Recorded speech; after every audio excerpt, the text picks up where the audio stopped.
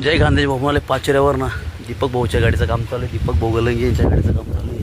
बघूया एक नंबरचं काम चालू आहे. नवीन गाडी अपलोड होती आता आपल्या शेवेसाठी. एक नंबरचं काम चालू आहे. आपण मी आलो होते पाचऱ्यावर ना म्हणजे ट्रीप होती इकडे मग आपण आलो होते. का काम करत पर कसं चालू आहे एक नंबर. इकडे दीपक भाऊ बसले आपण त्याच्याकडे चालले आता. चला मला दीपक भाऊकडे